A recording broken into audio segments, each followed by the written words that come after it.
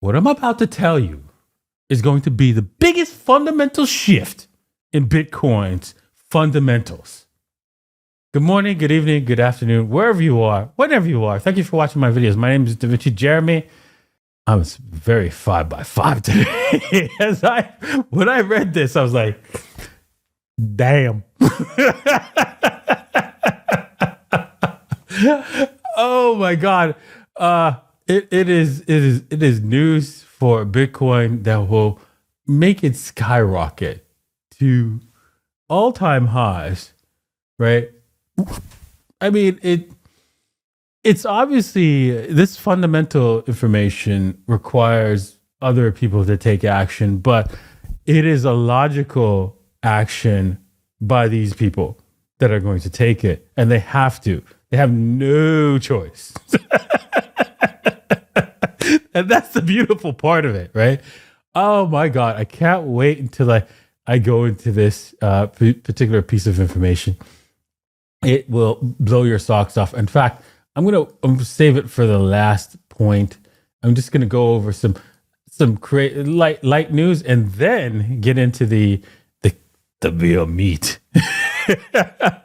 Of course, we're going to be talking about the debt clock as well, and and also doing some trading at the end of the show. So make sure you head over to okx.davincij15.com, bybit.davincij15.com, or 2bit.davincij15.com. Links are in the description below, and you can actually trade at these different exchanges and make some money.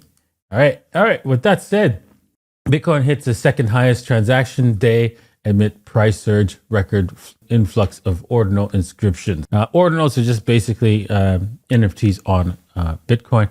We talked about that in yesterday's video for Maurizio's, Mr. M's channel. You should check that out. There's some important information there that you need to check out in that video that is very, very critical. Okay, Bitcoin marked the second most active day for the transactions on December 3rd as cryptocurrency's value soared past the 40K mark. Okay, so they authenticated the miners 708,000 transactions compared to just before 710,000 transactions, over 710,000 transactions. That's great. Bitcoin's use is soaring, and that means its value has to soar as well. But when we go over to Tether, right, when we compare Bitcoin versus USD or USDT, which is a controlled substance, you don't want controlled substance, just like drugs. Well, the USD is a drug. Stay away from that, right? Stay away from that drug. Get into Bitcoin. And we're going to show you, because you know what? They can stop you, they can control you, and so forth. But you know what? Somebody has realized something. The U.S. Defense Department urged to integrate Bitcoin to maintain superpower status. Say what?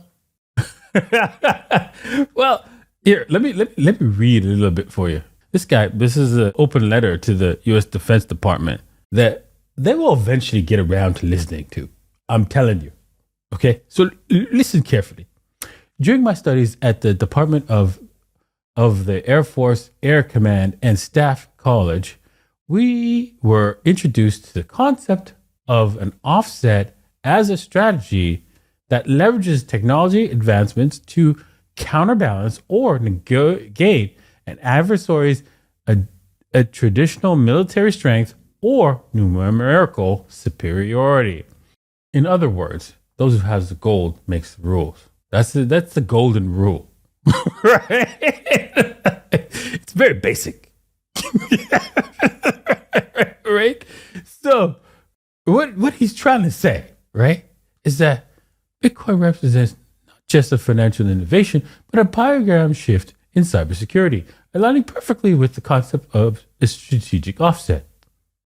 It means we better get a lot of this before our enemies do. Because, again, what did I just say? Those who have the gold makes the rules. That's the golden rule. And come here.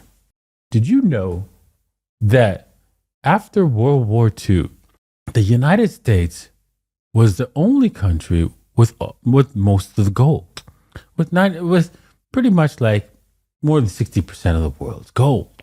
So, with that said, they told the world how the cow eats the cabbage, meaning that you're going to price all your stuff in dollars. Got it? So, you see how the golden rule works? All right. Heading off to the national debt clock. Okay, this is a scary situation, right? You can see that income taxes are going down, right? Payroll taxes are going up, but if their income tax revenue is going down, that's a problem. Corporate tax revenue is going down. Tariffs are going down. Taxes. So the U.S. government's income is going down, whilst its spending is going up. Going up, up and away. Yes. Well, that is not a good sign. This means we're probably in a recession right now. That's normally what happens, right? Inside of a recession. And recessions are always whenever they tell you we're in that they admit there's a recession, it's always in the past. So they never tell you when you're actually in a recession. so yeah, things are bad. I hope you have a job and buy some Bitcoin and use that as your savings and really just tighten down, right? Whatever we've got, tighten back down, because this recession, you don't know how long it's going to last, and it could get a lot worse. So the U.S. government better hold on to some Bitcoin, because it's going to be the money. There is no ifs, ands, or buts about that. Okay, getting on to Bitcoin, seeing what we could do for a trade. You can see that Bitcoin has continued to pump. We pumped above the $42,000 mark, or almost the 42.5. Remember, I said that this was a target up here, right? We can see that there's a target around the 41.5. And yes, I did take a trade once we broke out, and just like I said, I told you to do. And boom, I've taken profits up here, and I'm looking for the next entry. So right now, what we'll see is this thing come back down to chop around, and we're going to probably test this area for a little bit of a while, and maybe even we could end up breaking back down. So be careful, guys out there. But it's unlikely that's going to happen, and here's why. If we let me just see. I thought I had CoinEG back up here, but let me just bring it up. You can see that we could head all the way up to 61.8, which is the 48,000 area, which we might end up just getting a little bit close to it. So be careful, and then reversing. I would suggest you get into some shorts up here in this area at the 47. Start doing with a 5x short and adding all the way up. If it keeps going up, you keep adding, because most likely Bitcoin loves to hit the 61.8, especially on a large scale pump, and we can see there's resistance here. So we can probably hit that resistance and then boom, fall way back down all the way to 30K as a possibility, because hey, you know what? Majority of people will come in and buy this market at the last minute. They'll probably buy $46,000 because that's the way people do it. All right. So with that said, let's head over to Ethereum. Ethereum is telling us, hey, wait a second here. I'm running out of steam. I'm going to leave this situation. But the good news is on the hourly, there is no divergence. So that's good. Looking at the 4 hour, again, no divergence. So it does have room to pump. So I would not trust any kind of dump. I would be buying those dumps all the way down. Maybe you do a 5x all the way down, something below the 2200 ish area. This is where you want to look for a buying opportunity and start adding to that position, because Ethereum, it looks like, is ready to rock and roll. Now, if Ethereum breaks, probably breaks below, let's see here, I would say this level here. If we break, the break below this level, this, because I don't think we're going to retest it.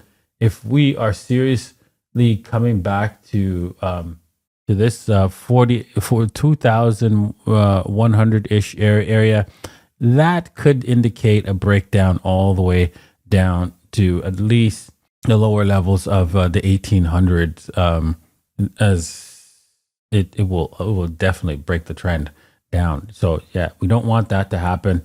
It would unlikely that it can recover from that.